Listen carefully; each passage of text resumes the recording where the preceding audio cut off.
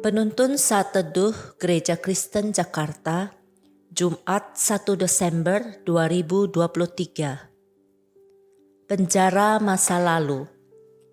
2 Samuel pasal 12 ayat 9 sampai 17. Mengapa engkau menghina Tuhan dengan melakukan apa yang jahat di matanya? Uria orang Het itu kau tewaskan dengan pedang. Istrinya kau ambil menjadi istrimu dan dia sendiri kau bunuh dengan pedang Bani Amon.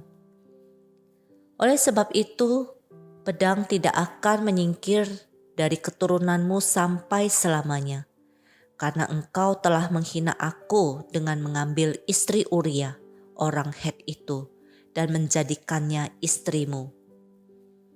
Beginilah firman Tuhan, aku akan mendatangkan malapetaka ke atasmu dari keluargamu sendiri. Aku akan mengambil istri-istrimu di depan matamu dan memberikannya kepada orang lain. Ia akan tidur dengan istri-istrimu di terang matahari. Sebab engkau telah melakukannya sembunyi-sembunyi, tetapi aku akan melakukan hal itu di depan seluruh Israel di terang matahari. Lalu berkatalah Daud kepada Natan, "Aku sudah berdosa kepada Tuhan."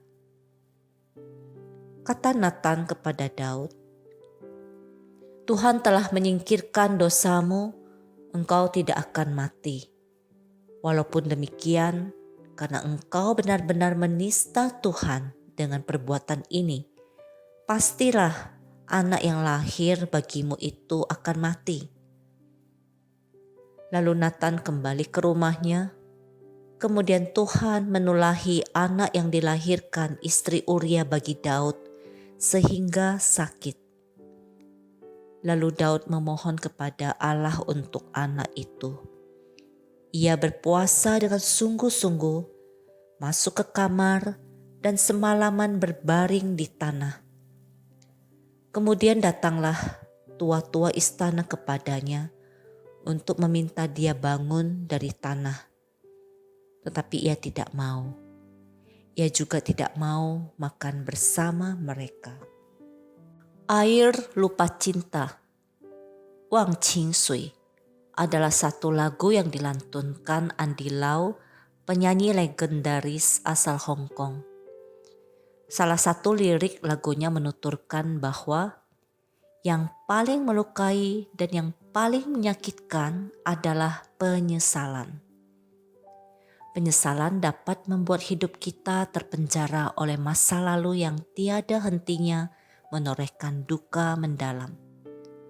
Apalagi kita menyaksikan dan merasakan akibat buruk dari keputusan atau perbuatan di masa lalu. Terkadang kita menengok ke belakang dan berkata, "Andai waktu bisa kuputar kembali."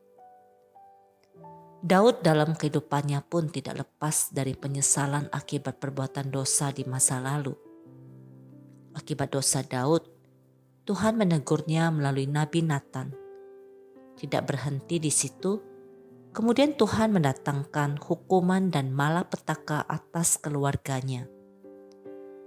Daud sangat berduka ketika diberitahukan bahwa anak yang dikandung oleh Batseba akan mati. Bahkan kehidupan Daud selanjutnya juga diwarnai duka karena pemberontakan Absalom, anak yang dikasihinya. Penyesalan tentu saja melahirkan rasa duka. Apakah Tuhan Yesus dapat menyembuhkan duka dari sesal kita? John Piper menuliskan tentang dua jenis penyesalan, yaitu penyesalan yang ilahi dan penyesalan duniawi. Penyesalan duniawi akan mengarahkan diri kita pada rasa malu dan hina karena perbuatan kita.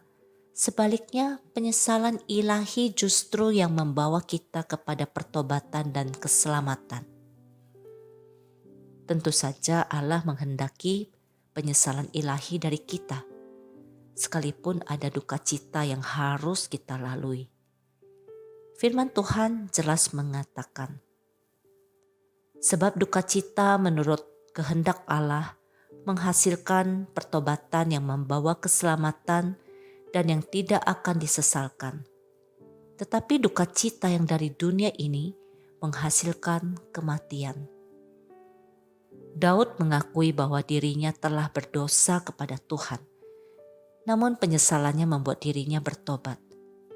Seperti pertobatan dari penyesalan Daud, itu juga yang akan Tuhan kehendaki atas diri kita. Tuhan tidak pernah menyerah dengan kita. Kasih karunia Tuhan mendatangkan pemulihan hati dan pembaruan hidup. Penyesalan yang Tuhan kehendaki adalah hati yang bertobat.